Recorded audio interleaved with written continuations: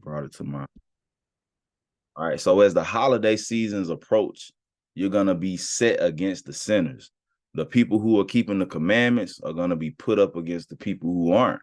All right. And so the persecution that you may receive, the scoffing that you may receive for not keeping these man-made holidays is prophetic, is foreshadowing the persecution that you're going to get as we enter into Jacob's trouble. All right. Good is set against evil, and life against death. So is the godly against the sinner, and the sinner against the godly. All right. So from there, let's go to the book of Daniel. Let's look at some examples. Daniel chapter 3. And let's start at verse 1 and read through 6. Okay, verse 1. Nebuchadnezzar, the king, made an image of gold, whose height was 60 cubits, and the breadth thereof 6 cubits. He set it up in the plain of Dura, in the province of Babylon. So you got to imagine this. He made an image of gold that was huge, right? People marvel at the Statue of Liberty and this copper. In fact, this copper that's diminishing is so diminished that it's turning green now. But people marvel at that, right? Now understand that Nebuchadnezzar made an image of gold about the same height, all right? Pure gold. Why was it gold? Because gold is attractive. All right, the same way these holidays are attractive. You got the jingle bells, you got the ornaments, you got the turkey, the food, all these things that are made to attract you, right? So we're going to see some similarities in what happened in this account. Let's read on. Verse 2. Then Nebuchadnezzar the king sent to gather together the princes, the governors and the captains, the judges, the treasurers, the counselors, the sheriffs, and all the rulers of the provinces, to come up to the dedication of the image which Nebuchadnezzar the king had set up. So he called all the prominent people to come to the dedication of this image. All right, let's keep going. Then the princes, the governors, and the captains, the judges, the treasurers, the counselors, the sheriffs, and all the rulers of the provinces were gathered together unto the dedication of the image that Nebuchadnezzar the king had set up. Mm-hmm. And they stood before the image that Nebuchadnezzar had set up. Mm-hmm. Then an herald cried aloud, "To you it is commanded, O people, nations, and languages, that at what time you hear the sound of the cornet, flute, the harp, and the sackbut, the psaltery, the dulcimer, and all kinds of music, you fall down and worship the golden image that Nebuchadnezzar the king has set up." Now he said, as soon as y'all hear that music, I want y'all to worship, right? Because music cultivates an atmosphere. That's why when you come into the time when Christmas is approaching, right, they start playing the jingle bells. You start hearing these things and it's like, that's why they say get in the Christmas spirit, right? Because these things are real. These are real spirits. So he said, when you hear the sound of this music, I want y'all to fall down and worship this image that the king Nebuchadnezzar set up. Right? Read on. Verse 6, and whoso falleth not down and worship shall the same hour be cast into the midst of a burning fiery furnace. So he said, if you don't worship this image, you're going to be burned alive in a furnace. All right, let's jump down to verse 16 and let's read through 19. It says, Shadrach, Meshach, and Abednego answered and said to the king, O Nebuchadnezzar, we are not careful to answer thee in this matter. If it be so, our God, whom we serve, is able to deliver us from the burning fiery furnace, and he will deliver us out of thine hand, O king. But if not, be it known unto thee, O king, that we will not serve thy gods, nor worship the golden image which thou hast set up. Then Nebuchadnezzar was full of fury, and the form of his visage was changed against Shadrach, Meshach, and Abednego. Therefore he spake and commanded that they should heat the furnace 17 times more than it wont to be heated. So he told them, y'all gonna worship this statue or you're gonna be cast into the fire. Daniel and his 3 brothers, they did not worship the image, right? Long story short, they got thrown into the furnace. All right. They got thrown into the furnace to be burned alive. Now let's see what happened when they went into this fire. Let's see what happened. So this is in the Bible to let us know that pagan worship is going to be used to make it, you're going to be put in a situation to do pagan worship, or you're going to be put to death. All right. That's why this account is in the Bible. All right. Let's go to Three Holy Children. Three Holy Children. Let's read verse 1. Let's read verse 1. Three Holy Children, prayer of Go ahead, Azariah. King. Salaki. Go ahead. Go ahead. You can read verse 1. And they walked in the midst of the fire, praising God and blessing the Lord. All right. So they walked in that fire. They got thrown in that fire, and they praised the Lord while they was in the fire, blessing the Lord. All right. So that's spiritual. When you get brought into the temptation to have to choose whether or not you're gonna keep these fake holidays, these man-made holidays, when you get brought into that temptation, you got to praise the Lord. Through any type of temptation, in the midst of that fire, you got to praise the Most High God. All right. Long story short, if you hadn't read this account, the Most High delivered them out of this fire. All right. They were delivered out of this fire, and then Nebuchadnezzar praised the Most High God. Okay. So this is how we have to be in hours of temptation. So from there, let's go to First Peter chapter 4, and let's read verse 12. We got to praise the Most High God in the hour of our temptation. First Peter chapter 4, let's read 12 through 14. Verse 12, Beloved, think it not strange concerning the fiery trial, which is to try you, as though some strange thing happened unto you.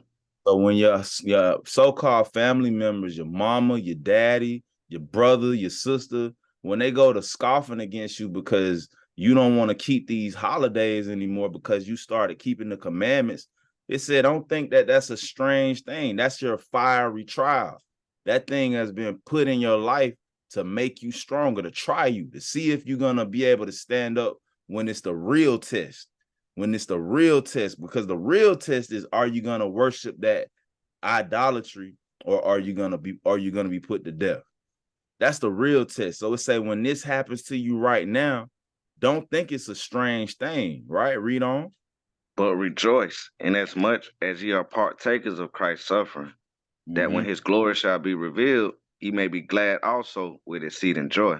So you got to rejoice when you go through this fiery trial, when people scoff against you for keeping the commandments, when they scoff and call you crazy, say that you in a cult, say that you being manipulated, right? You being used. When they say all these things against you, you got to rejoice. Why? Because you're partakers of Christ's suffering. They said all these things against Yahushua, all right? That when his glory shall be revealed, when he comes make his second coming, you may be glad also with exceeding joy. You don't want to be ashamed because you gave in, you folded to this world, right? Verse 14. If ye be reproached for the name of Hamashiach, happy are ye, for the spirit of glory and of God rest upon you. On their part, he is evil spoken of, but on your part, he is glorified. Right. So they're going to speak evil against our God, right? These holiday seasons are to prep us. If you can get through these holidays and not eat that Thanksgiving turkey, not eat that stuffing, not go to that gathering when they call you and beg you to come and say, all our family over here, that's practice to get you ready for the real thing. That's going to get you spoken evil of if you don't go, right? But on your part, he is glorified. Why? Because you're not making the Most High look bad.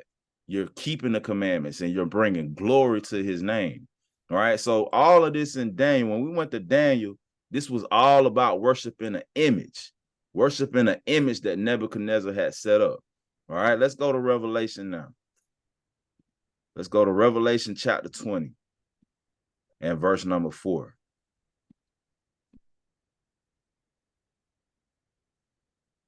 Revelations 20 and verse 4. And I saw thrones, and they sat upon them, and judgment was given unto them.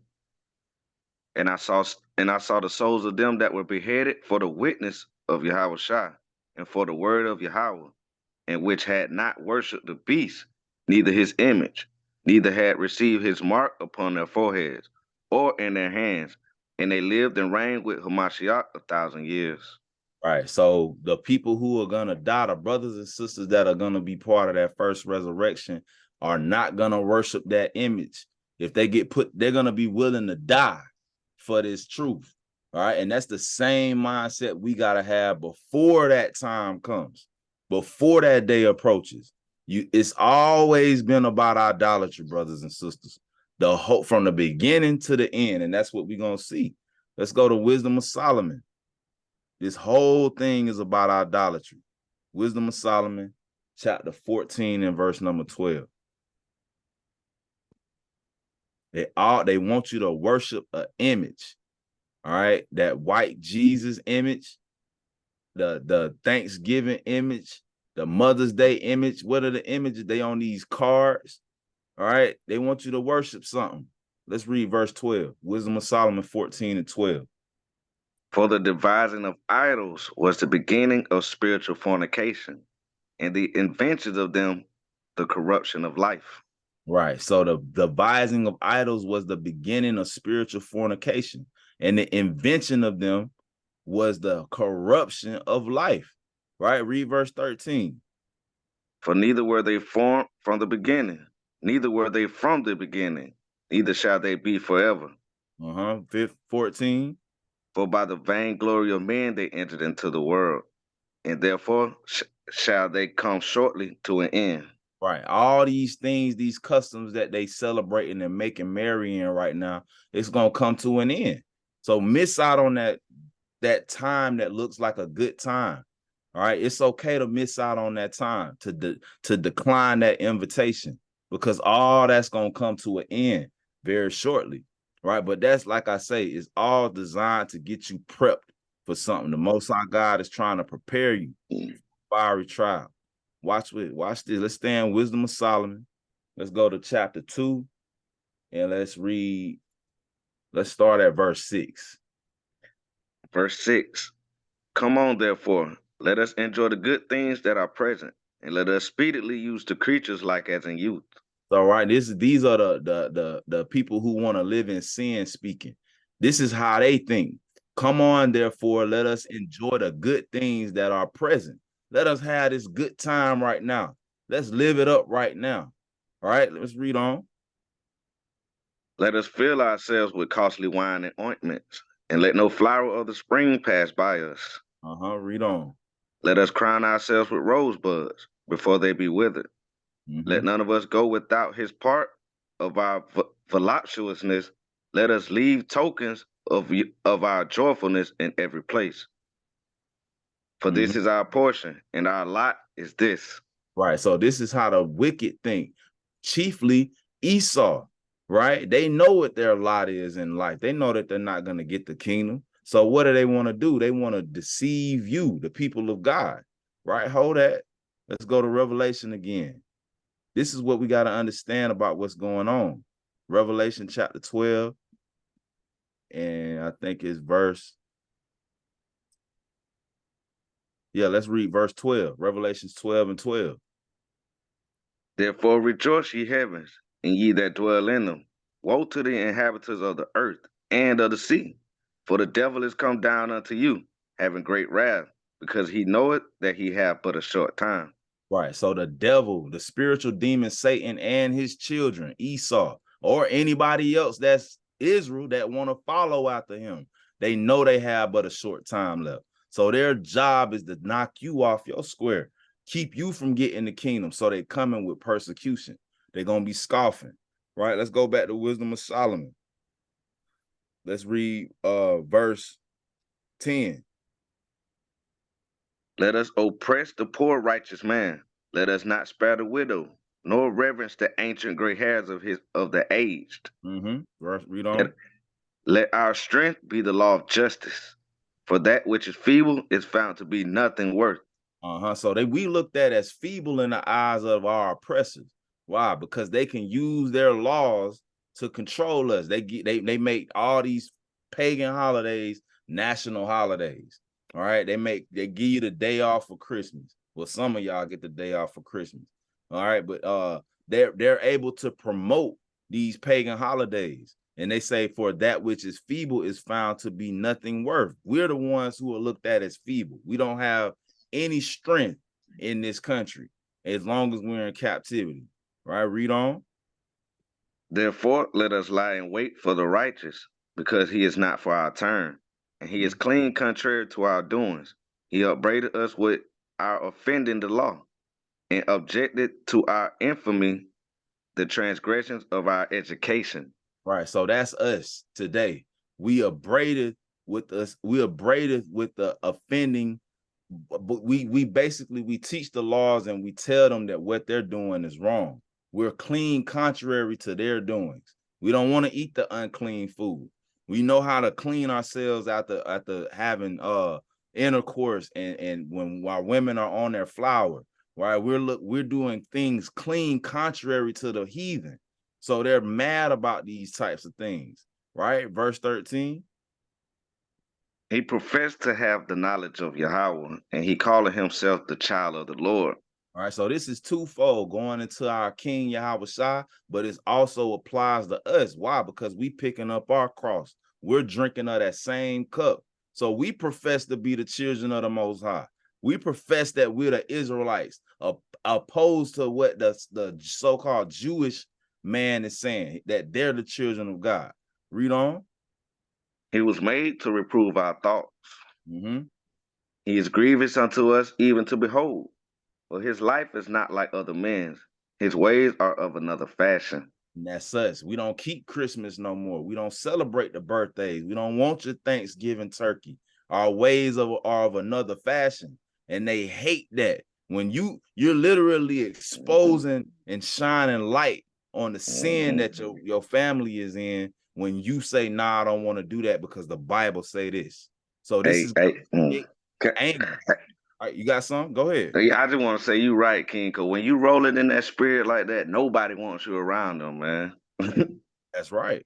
That's right, man. And it's designed to be like that because that's how the Most High would have it. Good is set against evil, right? So it's deeper than just you getting that phone call, that invite to come to Thanksgiving dinner.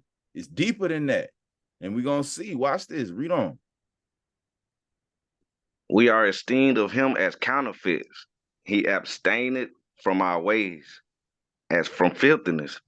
He pronounces the end of the just to be blessed, and make it his boast that God is his father. And that's us. Again, we esteem these pastors who teach that you could keep Christmas as counterfeits. We esteem these fake Jews as counterfeits, right? And we abstain from their ways as from filthiness. You want to eat chitlins?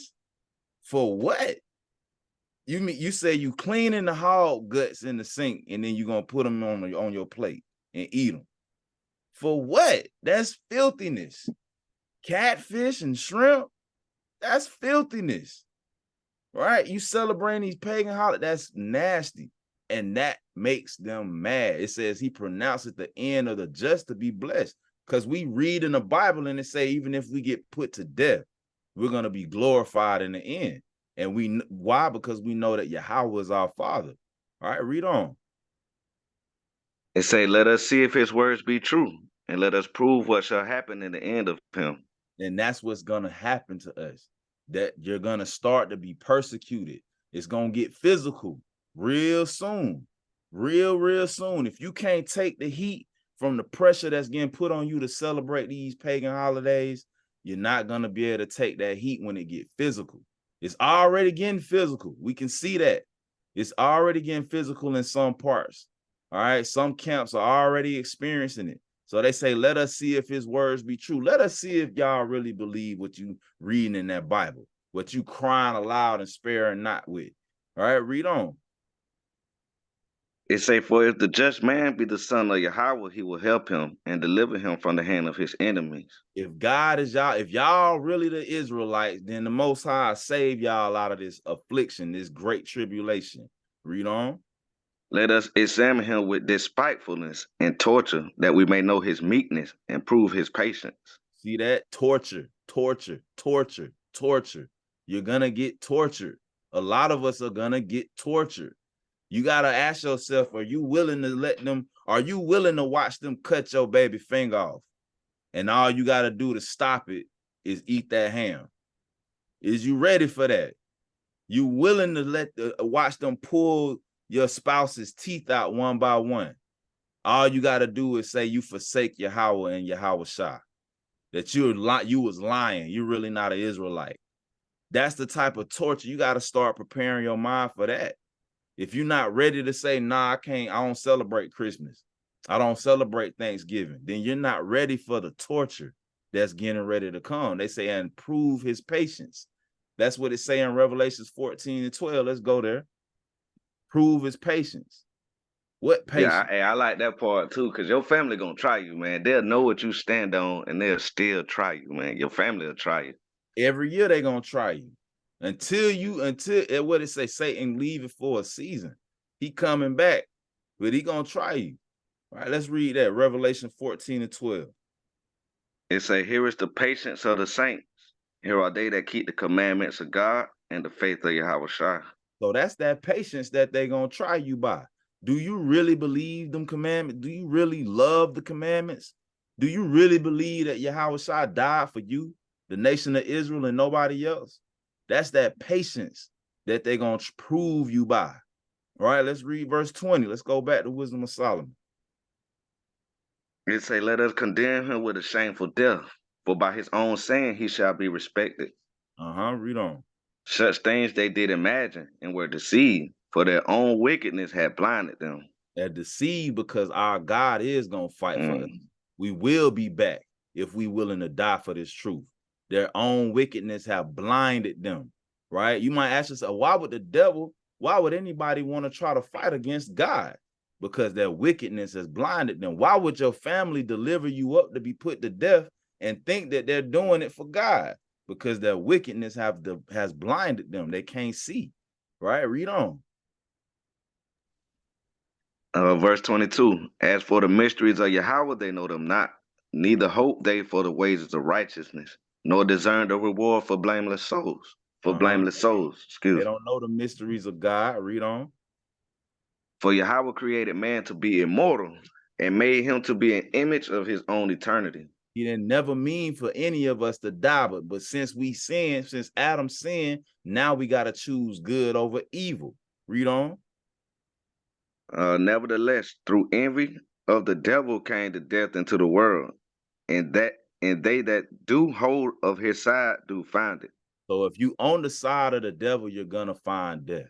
That's what that's saying. If you choose evil over God, either way you're gonna die.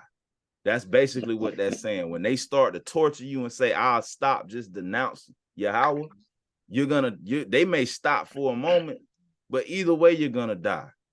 Thus saith the Lord. All right. So from there, so the persecution is coming. So what do you have to do in the meantime? Let's go to 1 Kings. 1 Kings chapter 18 and verse 21.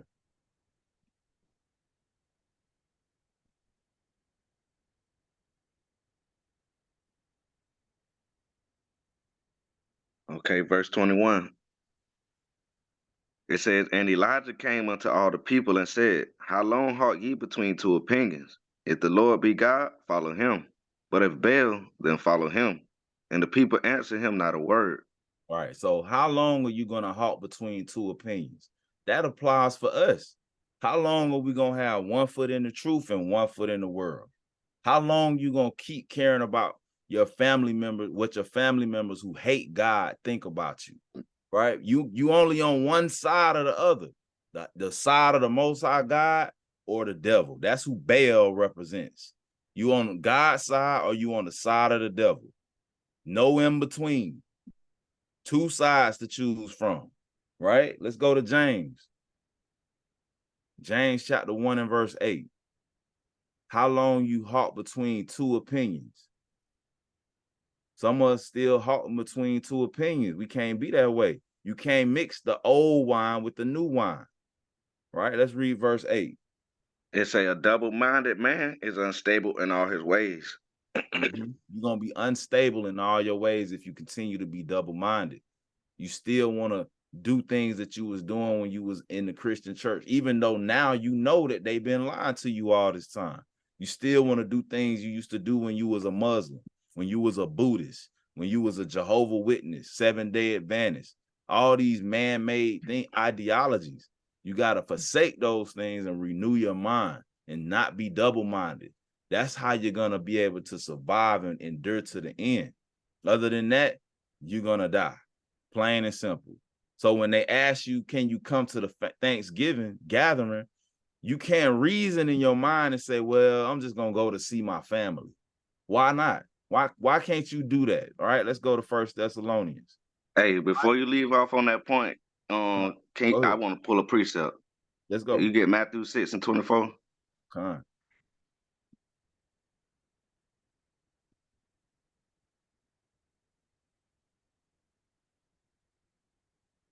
Matthew chapter 6 and verse 24. No man can serve two masters, for either he will hate the one and love the other, or else he will hold to the one and despise the other. You cannot serve God and mammon. And that's plain. Well, can't be halt between two opinions. Good point. You can't serve two masters. It's about good and evil. Good and evil. All right. So you're gonna have to choose and show yourself and show everybody what side you on. All right, let's go to 1 Thessalonians now, chapter 5 and verse 22. Why can't you just go to that gathering just to see your family? Abstain from all appearance of evil. Abstain from all appearance from evil. How they gonna know that if they see you at the Thanksgiving dinner that you just there to see family? To everybody else, you just look like you celebrating Thanksgiving too. That you went to the birthday party just to see your auntie that you ain't seen in a long time. You look like you celebrate birthdays too. Abstain from all appearance of evil. Why? Because if you appear to be evil, you're gonna then next thing you know, you try to share the truth of this Bible with them. You're gonna look like you're blaspheming the name of the Most High God. Abstain from all appearance of evil. All right. So you're gonna be persecuted in this thing, and you're gonna be made to make a choice. All right. Let's go to Matthew chapter 5 and let's read verse 10 through 12. Verse 10, it say, Blessed are they which are persecuted for righteousness' sake, for theirs is the kingdom of heaven. All right. You're blessed when you're persecuted for righteousness' sake. When they scoff against you for not keeping Thanksgiving, telling you that you're weird, that you're in a cult, that you've been brainwashed. Hey, we want our brains washed. Our brains got all this filth from Babylon the Great in it. We need our brains washed with the washing of the water by the word, right? It say, blessed are they which are persecuted for righteousness' sake, for theirs is the kingdom of heaven. That's how you get the kingdom. That's literally how you're going to get the kingdom, when you're persecuted for righteousness' sake, right? Read verse 11. Blessed are ye when men shall revile you and persecute you, and shall say all manner of evil against you falsely for my sake. You're blessed when they do that. When they call you, when they say, "Oh, y'all ain't treating them children right. Y'all won't even let the children celebrate Christmas. Y'all won't even let them you ain't gonna let the children go to the Easter egg hunt. You doing them kids wrong. You making them children not know how to be around people. All right, they're gonna say all manner of evil against you falsely, because if you in this truth and you truly keeping the commandments, of course you love your children, of course you love your brother, your sister, even though they ain't in the truth, even though they may or may not be in the truth. You love your mom and your dad, you love your family, but they gonna say that you don't. They're gonna say you weird now that you don't care about the family no more because you don't come around no more. Right? But you're blessed when they say that about you. Right? Read verse 12. Rejoice and be exceeding glad, for great is your reward in heaven. For so persecuted they the prophets which were before you. Everybody went through it. Everybody done drunk of that cup. All the prophets were put to death. All right. They all drunk of that cup. So we got to drink it too. Who are we that we shouldn't drink it? We got to drink it too. All right. Let's go to Psalms. They going to persecute you. Your mama going to forsake you. She going to tell you that she going to act like she don't love you no more. Unless she come in this truth. Right. Your daddy going to stop calling you. Psalms chapter 27 and verse 10. Let's see what the Bible say. Verse 10. When my father and my mother forsake me, then the Lord will take me up. Right? The Lord gonna take you up. But is that good? You gotta ask yourself, is that good enough for you? Is that good enough for you? Somebody you can't reach out and get no hug from, you can't get embraced by the Most High right now. Right? Is that good enough for you? It say, when my father and my mother forsake me, then the Lord will take me up. You will be a child of the Most High. All right. But you got to ask yourself, is that good enough? All right. Let's go to Matthew again. Is that going to be good enough? Matthew. Hey, for most people, it's not, man. Yeah. And that's why they probably make a lot of bad decisions. They probably get a spouse that they don't need, looking for that attention, trying to fill that void. That's right. That's right. Let's go to Matthew 12 and verse 46. Let's see what the king said.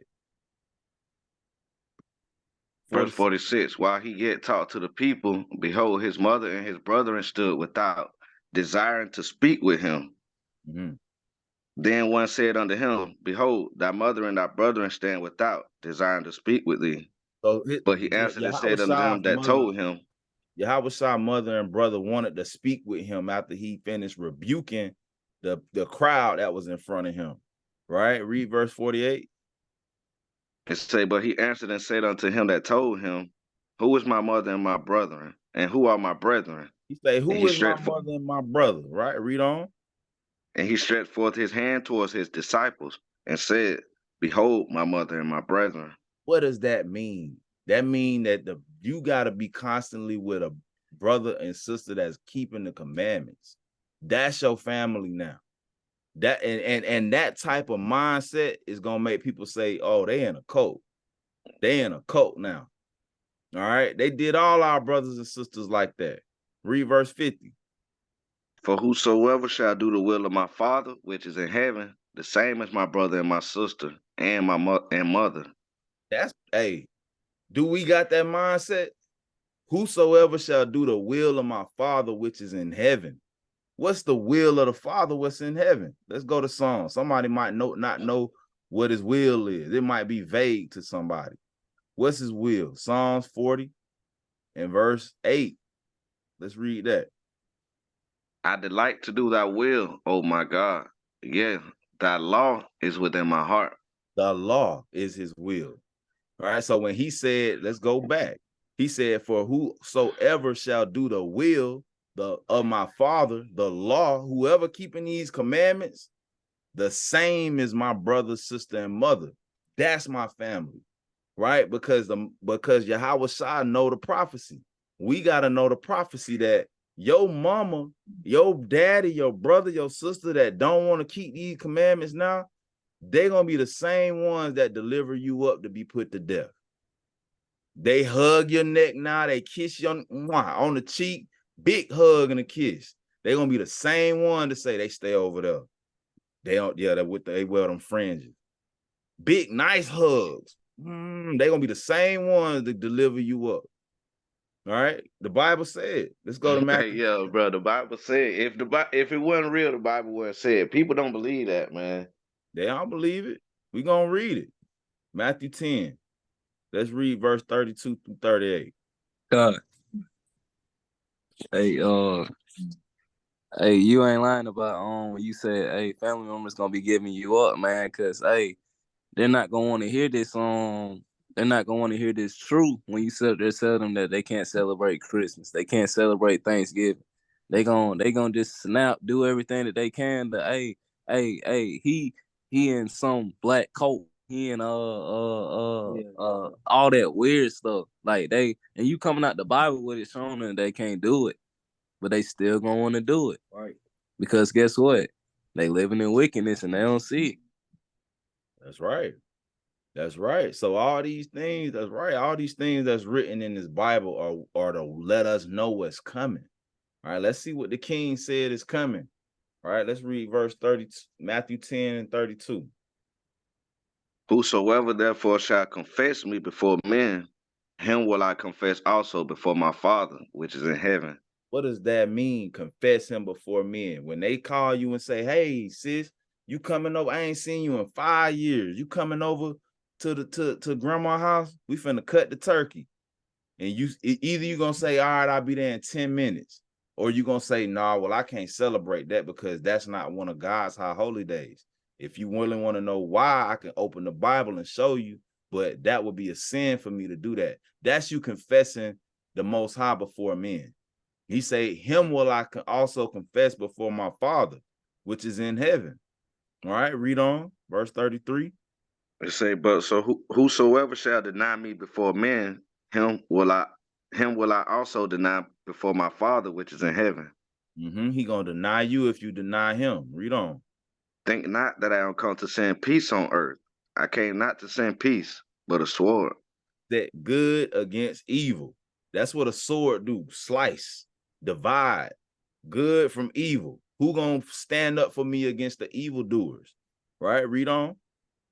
For I am come to set a man at variance against his father, and the daughter against her mother, and the daughter-in-law against her mother-in-law. Right, your And a family man foe against each other. Right, read on. and a man foe shall be they of his own household. Your own people that live in your house is gonna be a lot of y'all's enemies. Not grandma. Grandma gonna be the enemy, man. Some of y'all, your husband gonna turn into the enemy. Wife gonna turn into the enemy. Right? You gotta pay attention to little things that go on right now to see who that enemy gonna be. Right? A man's foe shall be they of his own household. Read on. He that loveth father or mother more than me is not worthy of me. And he that loveth son or daughter more than me is not worthy of me. If you choose your family, your little girl, your little boy, your little baby boy, anybody you choose over the Most High, you're not worthy of the Most High. Verse 38. And he that taketh not his cross and follow after me is not worthy of me. So if you ain't willing to die, you're not worthy. If you're not willing to die, get tortured, suffer persecution, be called names, be spit on, be smacked in the head, leg cut off, whatever the Most High choose for you to go through, head chopped off, that's an easy one. I always felt like that's a quick one. If you're going to get one, that's I take that one. You know, head just cut off, that seemed quicker than all the other ones. But if you ain't willing to go through that, man, you're not worthy of the Most High. That's what he's saying to us. All right, so we got to prepare our minds now. All right, let's go to Proverbs. Proverbs chapter 28 and verse 4. All right, you should be drawing them lines in the sand with the people that's around you. Drawing that line and see who willing to be on your side, which is the side of the Most High, or the side of the devil. Proverbs 28 and 4. They that forsake the law praise the wicked, but such as keep the law contend with them. If you don't keep the laws of the Most High, then you worship the devil. Your auntie who still, you done showed her this Bible and she still don't want to do it, she worship the devil. Your mama, your daddy, your brother, your sister, anybody that don't want to keep the laws, worship the devil. Plain and simple, y'all. All right, let's go to Job. Let's go to John.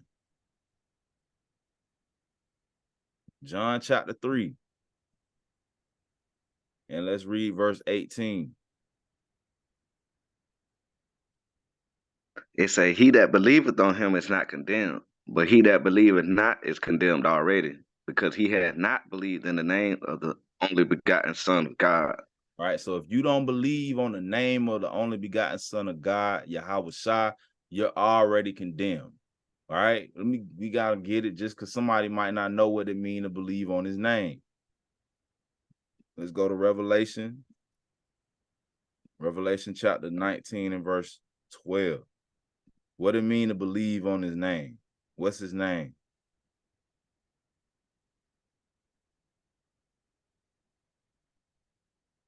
Revelations 19 and 12. His eyes were as a flame of fire, and on his head were many crowns, and he had a name written that no man knew but he himself.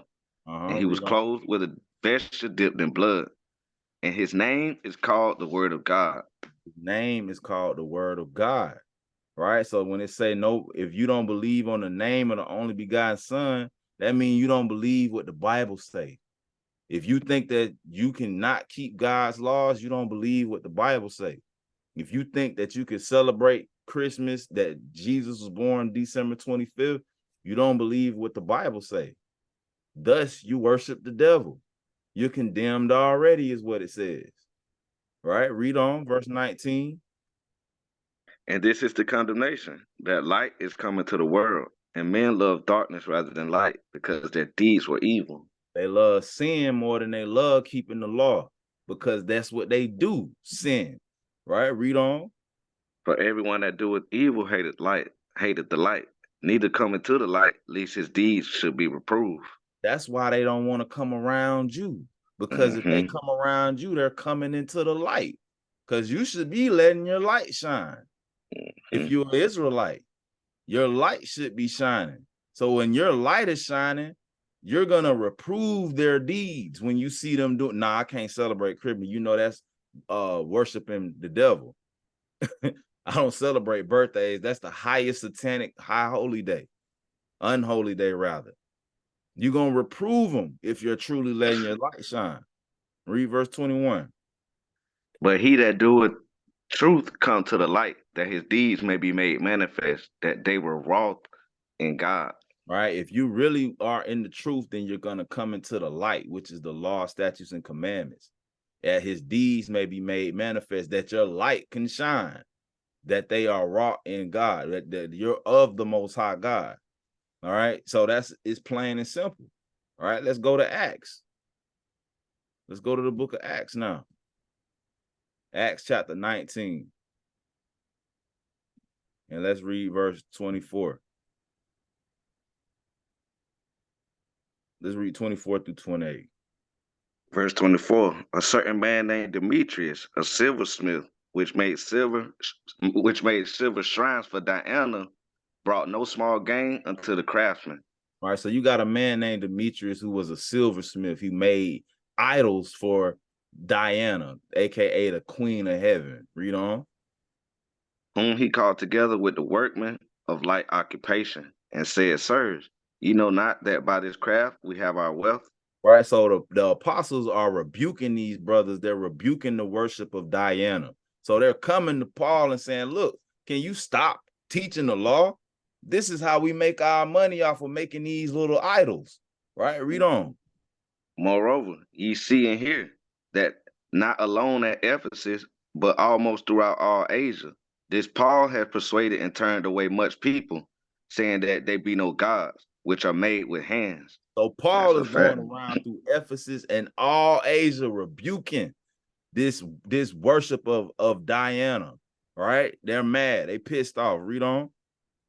So that not only this our craft is in danger to be set at naught, but also that the temple of the great goddess Diana should be despised, and her magnificence should be destroyed, whom all Asia and the world worship it. So the whole world is worshiping Diana at this time. The whole world, that the same way the whole world celebrate Christmas, birthdays, Easter, Thanksgiving. Everybody's celebrating it. They like, if we don't stop this man, then they're going to ruin our business. All right. And they're going to expose this pagan worship.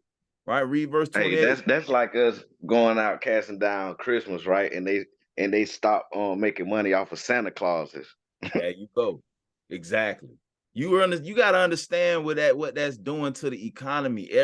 Every family that comes into this truth, that economy gets a little bit weaker because they count on you celebrating. You know how much money they gonna make off selling turkeys this year for Thanksgiving? You know how much money they gonna make off of you celebrating Christmas? When you stop doing that, you're weakening, you're literally bringing Babylon down. China can't make no money because they making all this stuff. All right, Esau can't make no money. Nobody, you're ruining the world economy when you stop sinning and you keep God's commandments. That's why they gotta keep them jingle bells going in your head. That's why they gotta call this a cult.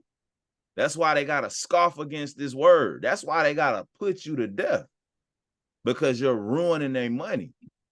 All right, read verse 28. And when they heard these sayings, they were full of wrath and cried out, saying, Great is Diana of the Ephesians. They cried out, they were full of wrath, and they said, Great is Diana of the Ephesians, even though they know that it's a false idol. It's a false doctrine. Read verse 29. It say, and the whole city was filled with confusion, and having caught Gaius and how you say that? Aristarchus. Okay,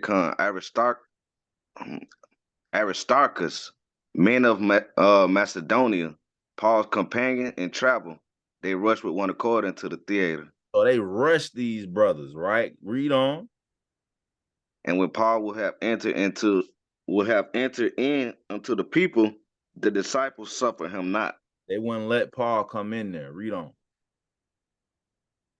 And certain of the chief of Asia, which were his friends, sent unto him, desiring him that he would not adventure himself into the theater. They're like, Paul, don't go in there. Right? It's dangerous in there. Read on. Some therefore cried one thing, and some another, for the assembly was confused, and the more part knew not wherefore they were come together.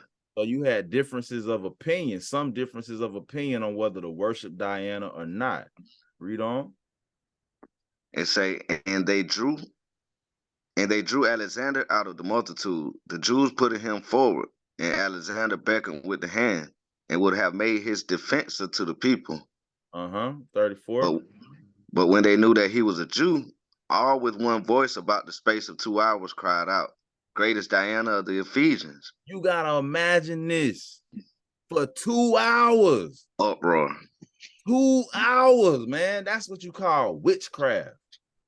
That's what you call witchcraft. For 2 hours, they cried out, Great is Diana of the Ephesians. That's how strong these delusions are on our people, man.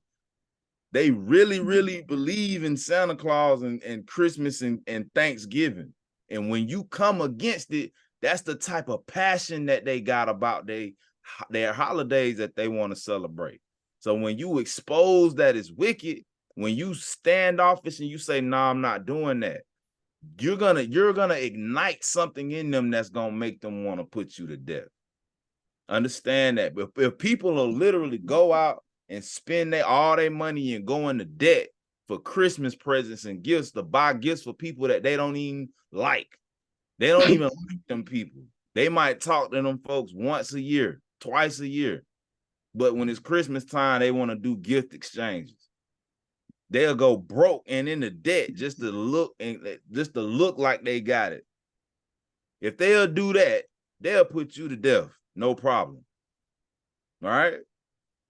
So let's go to Acts again. Let's stay in Acts. Yeah, that's a spirit, man. And that's what they call it, the holiday spirit. And that's exactly what it is. That's what it is. Holiday spirit, man. Jingle bell. That's why they start playing. When you hear it, you go to seeing all that stuff. That's what that do to you. Put a spirit on you. All right, let's read Acts 24 and 14. It say, but this I confess unto thee, that after the way which they call heresy, it say that after the way which they call heresy, so worship I the God of my fathers, believing all things which were written in the law and in the prophets. So Paul said, look, I believe the things that are written in the law and the prophets, but they are saying that I'm doing heresy. Right? Now watch this. Let's go to this in the blue letter. Heresy. Acts 24 and verse 14. Heresy.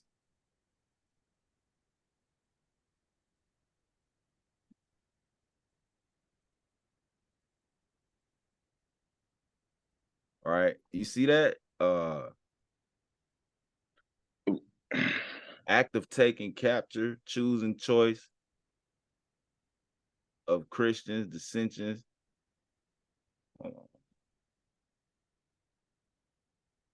Heresy. Oh, let me see what they say the definition of heresy is.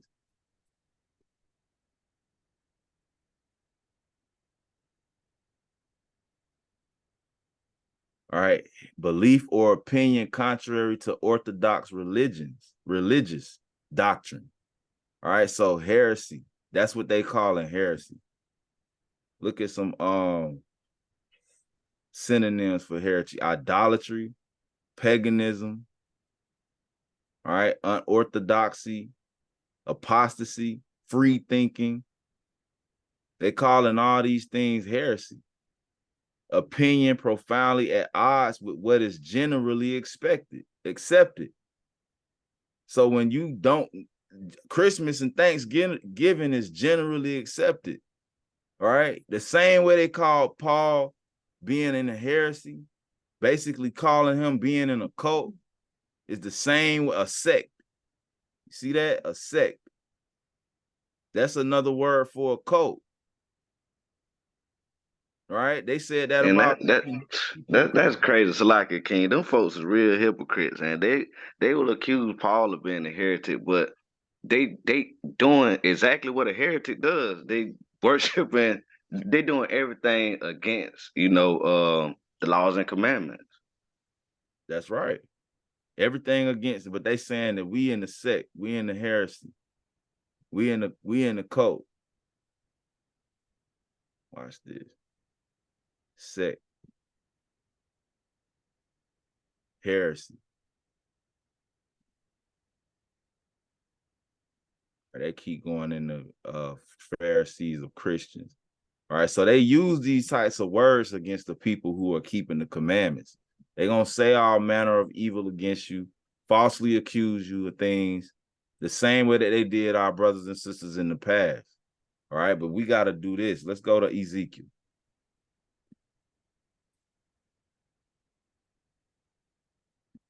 Ezekiel chapter 3 and verse 8. Let's read 8 and 9. Verse 8 say, "Behold, I have made thy face strong against their faces, and thy forehead strong against their foreheads." So what's in your forehead is your mind.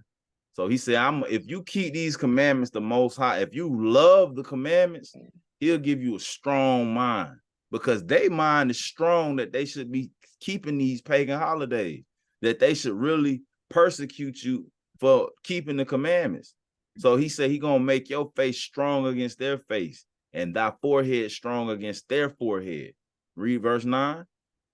"As an adamant, harder than flint, have I made thy forehead.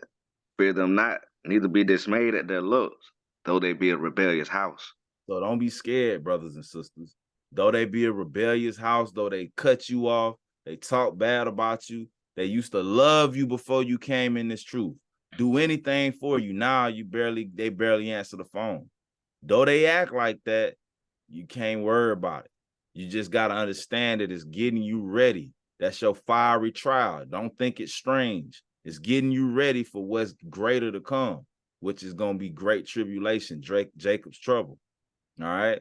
So hopefully this was edifying to everybody. Brothers got anything, you can bring it out. All right. All praises to the Most High God, Yahweh, and his son, Yahweh. All right, go ahead. Oh, my fault. Oh, yeah, that's just going into basically like Amos, what's chapter 5, verse 18? I despise your feast days. Time. And then oh yeah.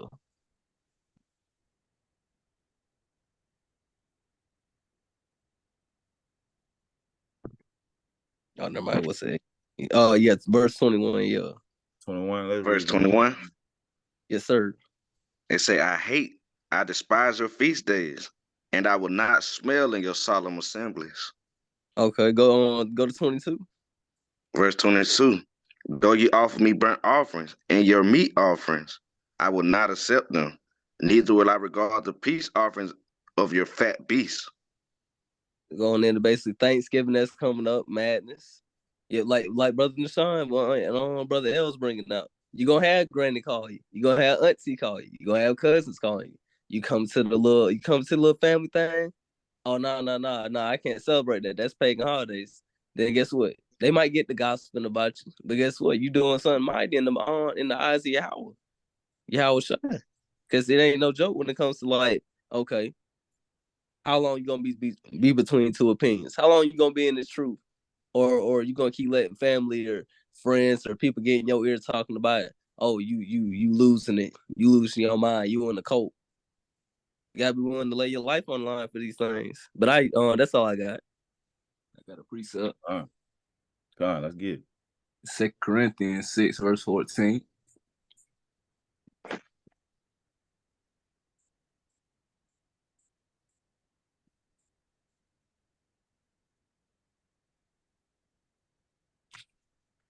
Verse 14 say, Be ye not unequally yoked together with unbelievers.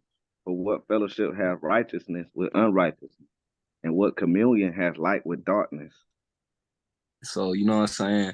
What does it look like you going over there, celebrating it with unrighteous people that don't believe in the same thing that you believe in, man? So what is righteousness? Somebody keeping the commandments, fellowshipping, you know what I'm saying, with unrighteousness. You know what I'm saying? That you can't serve two masters, man. You know what I'm saying? Either you gonna be around righteous people, or you just gonna fall into the world, man, and go back serving these false gods and these pagan holidays, man. But that's all I got, man. Hey, I'm gonna read verse 17 because that's a good point that you pulled. It say, Wherefore come out from among them and be ye separate, says the Lord, and touch not the unclean thing, and I will receive you. And that's plain. Separate yourself, man. That's what this thing is about. That's what holy means. Separate, set apart. All right. So if we want to be holy, we literally gotta touch not the unclean thing. On a literal level, a lot of our friends and family in the world, they don't know how to they don't know the laws on cleanliness. They don't know how to be clean. All right. So they literally are unclean and spiritually unclean. So don't touch it. Don't touch it. You can't touch that and then come touch the Most High God. He won't receive you, like verse 18 say, and I will be a father unto you, and ye shall be my sons and daughters, saith the Lord Almighty. So then he'll be our father. Just leave that sin alone. All right. So all praises to the Most High. So I can't go turkey for grandma, man.